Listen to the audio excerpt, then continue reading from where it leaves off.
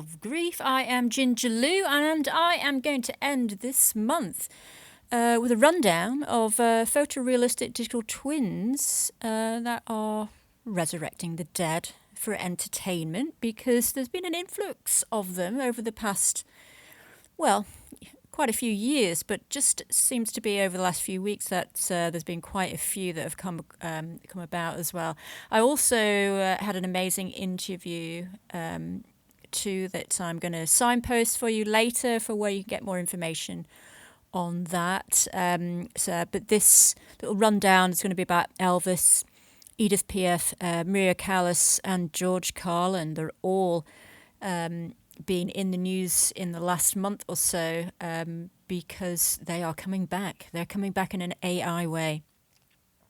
So the last few years I have been writing about grief and digital afterlife technology and the companies that create photorealistic digital twins, chatbots, synthetic voices, AI, video legacies, and holograms. There's so many different names for these things, aren't there? So the entertainment industry has been a driver of innovation, creating digital personas of Tupac Shakur and ABBA. In only the last few weeks, Elvis, Edith Piaf, Jimmy Stewart have been resurrected or de-aged for entertainment. Harrison Ford was de-aged by 40 years for his role as Indiana Jones in the last year's Indiana Jones and the Dial of Destiny.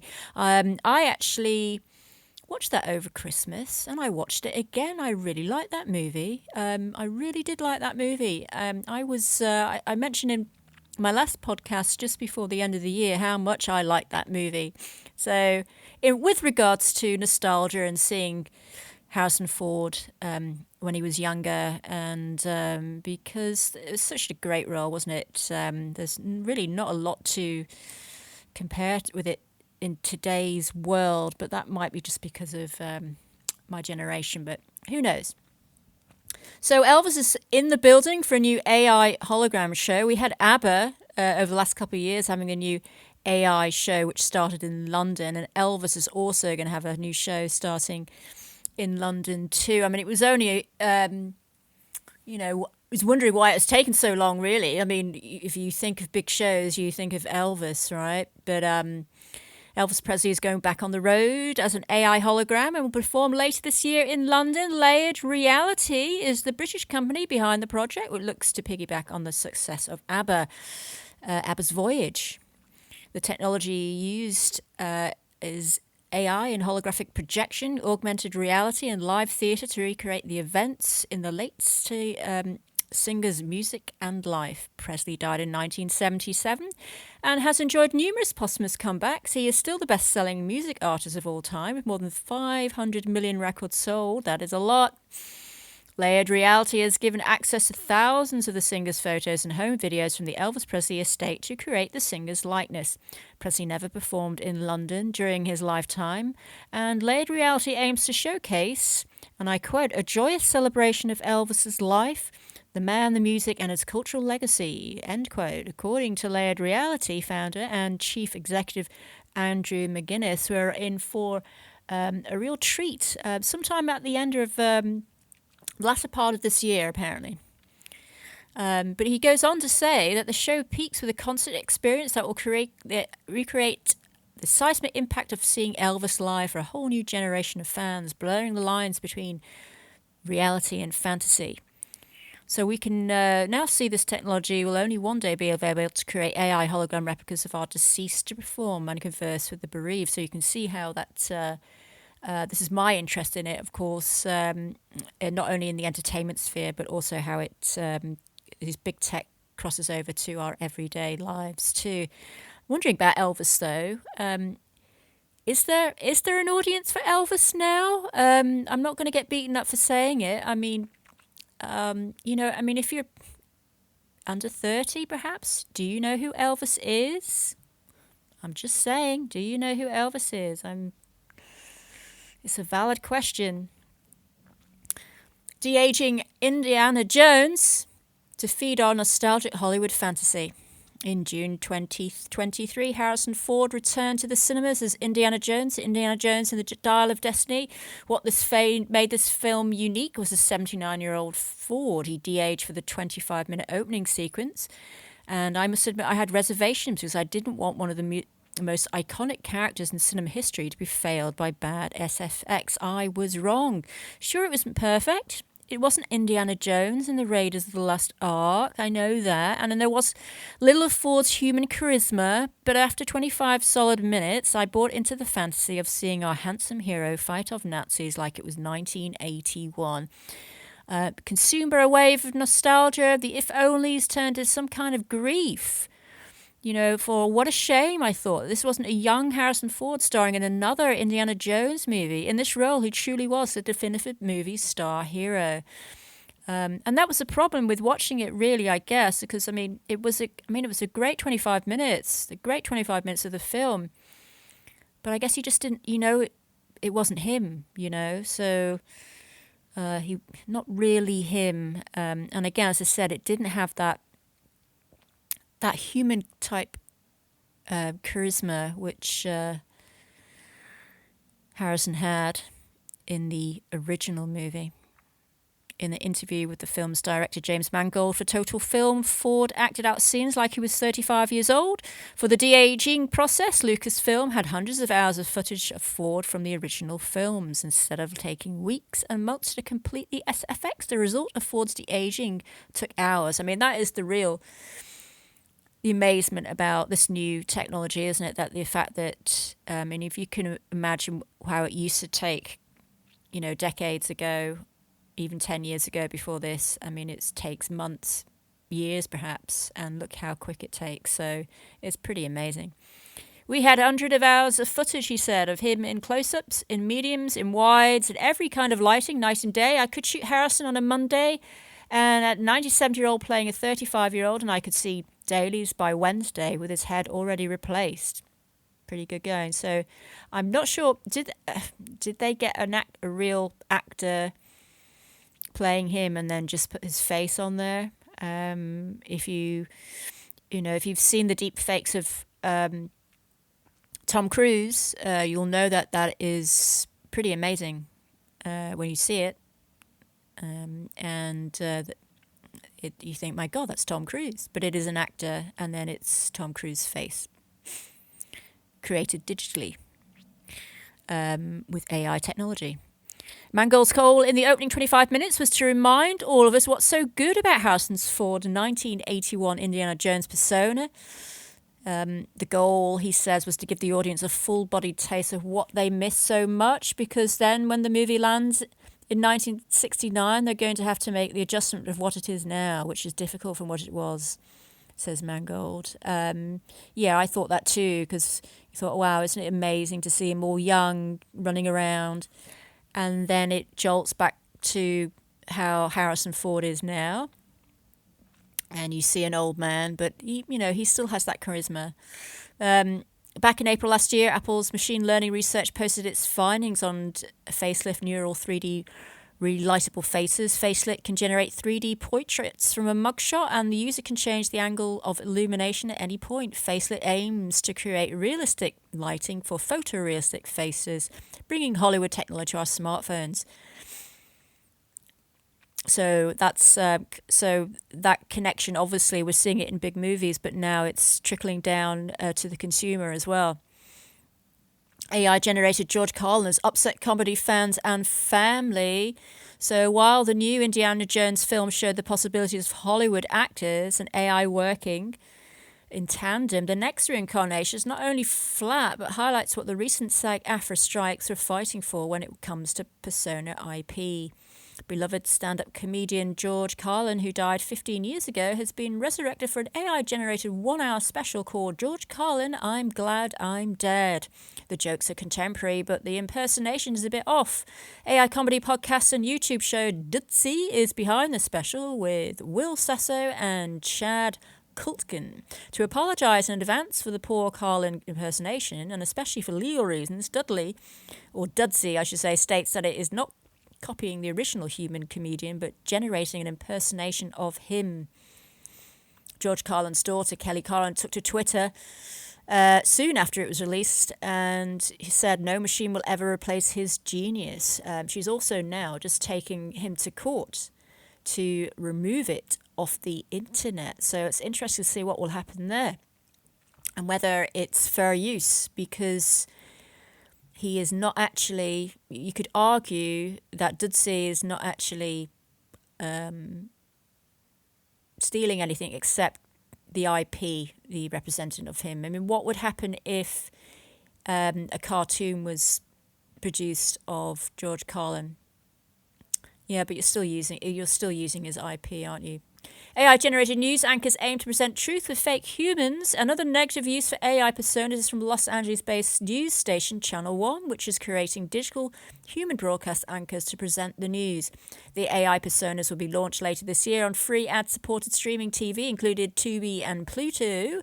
Channel One founder Adam Mossam aims to reassure viewers that the station will, and I quote, "recreate a responsible use of the technology. The irony isn't lost for truth in journalism presented by a fake anchor." Edith Piaf's likeness is recreated by artificial intelligence for a new film. I've been a big fan of Edith Piaf since I was in my late teens. I absolutely remember going to BTEC Photography College with my Walkman. That's how old I am.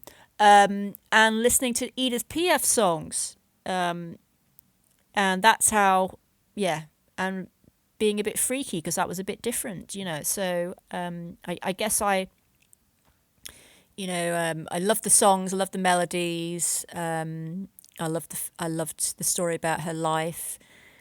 It's the whole package, really, isn't it? But Warner Music Entertainment and production company Seriously Happy are developing an AI feature project about France's most famous singer, Edith Piaf. The AI technology has been trained on hundreds of Piaf's images and voice clips.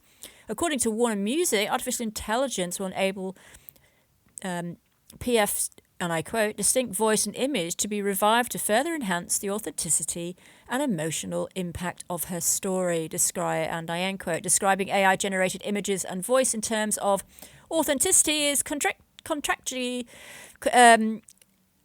and confusing. To describe anything created by AI as authentic is ludicrous, right? The secret is in the term artificial intelligence. What is created by AI is artificial. What is authentic are the actual audio and visual recordings of one of the world's most famous singers. The recent SAG-AFTRA deal is aimed at protecting an individual's likeness or voice as intellectual property, protecting personal IP from recreation by AI for commercial purposes. Piaf's estate has okayed the biopic and the capture of her image and voice for AI manipulation and creation in the film.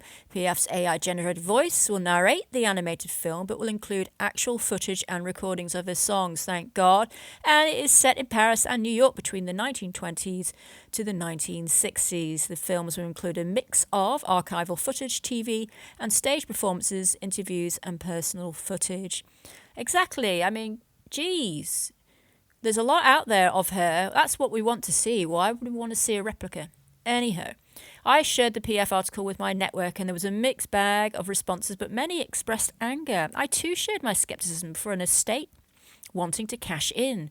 The estate tried to convince themselves, Piaf's fans, that recreating her with AI is what she would have wanted to gain new fans. Reassuringly, recordings from her original songs will be used in the film. One would hope that AI doesn't dare touch "Non, je regrette rien," sorry about the French accent there, and "La vie en rose." Maybe the fans, myself included, are being a bit harsh because generative AI is a new technology. The wonderful film biopic of La vie en rose with Oscar winner Marion Cotillard dramatised Piaf's short film. It was fiction based on fact, a different technology recreating and embellishing the truth. Maria Callas' XR AI recreation marks 100th anniversary. Maria Callas' likeness has been recreated with AI technology as part of an ongoing ex-Rico European project. Vienna-based production company FFP also created the interior of the Budapest house where Hollywood actor Angelina Jolie recently filmed scenes for a new film, Maria, about the opera singer's life. Her synthetic image was reconstructed from 50-plus internet images, generative AI, AI-based shape estimation methods, traditional view-based 3D modelling, and a trained stable diffusion model to pose Callas from any angle. Callas is one of the biggest performers of the 20th century, and the project aims to push new groundbreaking technology while introducing Callas to a contemporary audience. So with that in mind, I was really interested when I saw that. I saw the press release with regards to the AI Maria. Again, another fan of Maria Callas. She was known as a diva, but come on, what a woman, a powerful woman at the top of her game, who likes things her own way, is called a diva. A man is called who does the same is called a genius. It's what I'm saying. Okay. Anyhow, so I interviewed Barnabas Takacs about the development of photorealistic digital twins for entertainment to mark, and he was one of the guys behind and researchers behind Maria Callas' AI recreation that marks the 100th anniversary. And, for the last few years, I've been writing about grief and digital afterlife technology and companies that create photorealistic digital twins, chatbots, synthetic voices, AI voice legacies, and the entertainment industry has been a driver of innovation, as I said, creating digital personas of, artists that are no longer here, like Tupac Shakur and ABBA, who are aging and also, let's face it, didn't want to tour. And then, as I said, we've had Elvis and Edith Piaf, etc. So opera singer Maria Callas died in 1977, was one of the biggest stars of the 20th century, and her life and work still resonates today in numerous documentaries and music releases. Her likeness has been recreated with AI technology as part of an ongoing ex-Rico European project. Vienna-based production company FFP recreated the interior of the Budapest house where Hollywood actor Angelina Jolie recently filmed the scenes for Maria. The project aims to push new groundbreaking technology while introducing Callas to a contemporary audience. As I said, the project explores 3D production technologies and different motion capture technology tools to build synthetic humans that can accurately and realistically replicate human movements, facial expressions, and voice to create and publish more believable and realistic characters, bringing past stars and performers to life for a contemporary audience that engages with the past in immersive ways. I spoke to Barnabas Takacs, PhD, head of R&D, Special Projects, FP Productions, about the Maria Callas project and how developments have evolved over the last few decades. Takacs has more than 20 years of experience in research and development across multiple industries using AI, deep learning, neural nets, computer graphics, and 3D modeling animation tools for virtual humans. And so I've got a full interview with him, which I will give you links to. It's incredibly interesting about the development of this in Hollywood and what's happening today. And he even uses the word like essence as well, which is what I was interested in. And it sparked, again, my interest in what I'm doing with my research too. So you'll find the links there on the page, and let me know what you think.